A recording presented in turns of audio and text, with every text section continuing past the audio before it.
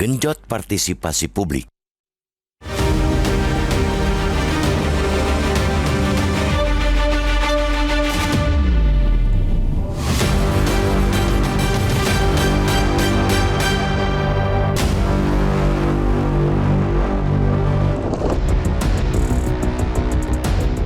Masa 1 tahun bagi sebuah pemerintahan baru ibarat remaja tanggung yang masih belajar dan mulai meletakkan fondasi hidup. Pada usia remaja pula, dalam takaran tertentu, ada evaluasi terhadap yang dilakukan orang tua atau pendahulu. Itu terlihat dari langkah yang ditempuh yang bisa berbeda jika dibandingkan dengan orang tuanya. Di titik ini, saat ini, pemerintahan di bawah Presiden Prabowo Subianto dan Wakil Presiden Gibran Rakabuming Raka berada.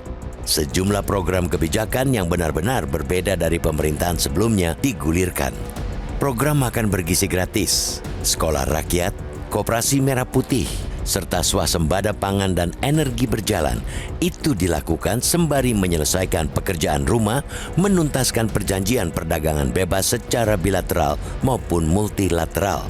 Dalam 1 tahun perjalanan pemerintahan, Prabowo Gibran mendengarkan keluhan masyarakat tentang lesunya daya beli dan sulitnya mencari pekerjaan. Penaikan pajak pertambahan nilai PPN dari 11% menjadi 12% dibatalkan, kecuali untuk barang dan jasa mewah. Bahkan, Menteri Keuangan Purbaya Yudi Sadewa membuka peluang PPN diturunkan kembali tahun depan. Bukan itu saja, sejumlah paket stimulus perekonomian untuk menggairahkan belanja masyarakat digelontorkan.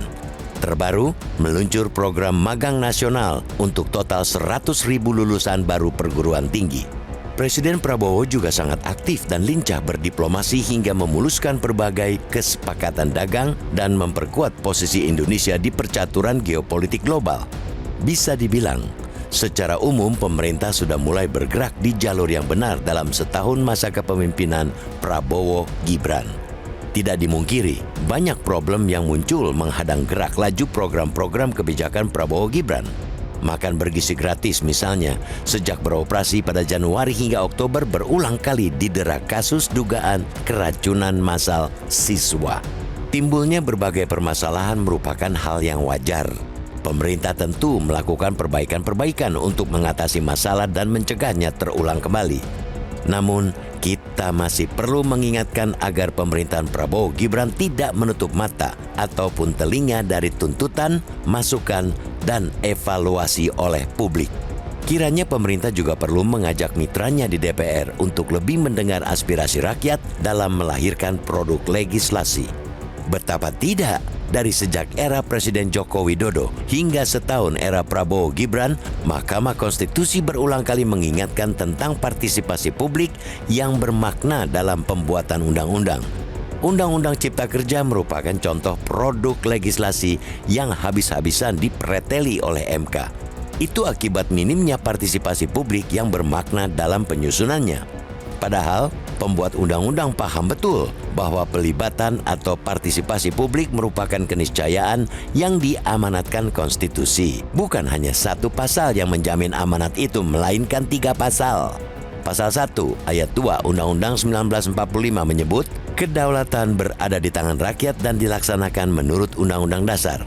Pasal 27 ayat 1 Undang-Undang 1945 menjamin bahwa warga negara bersamaan kedudukannya dalam hukum dan pemerintahan. Dan ketiga, pasal 28C ayat 2 yang menyatakan setiap orang berhak memajukan diri dalam memperjuangkan haknya secara kolektif untuk membangun masyarakat, bangsa, dan negara.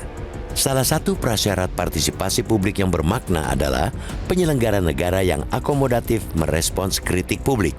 Alih-alih alergi, jadikan kritik publik sebagai vitamin dan energi.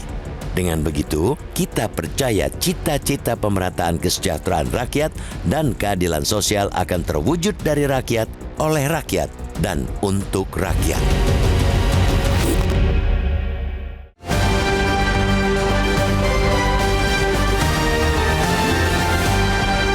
Jelajahi cara baru mendapatkan informasi. Download Metro TV Extend sekarang.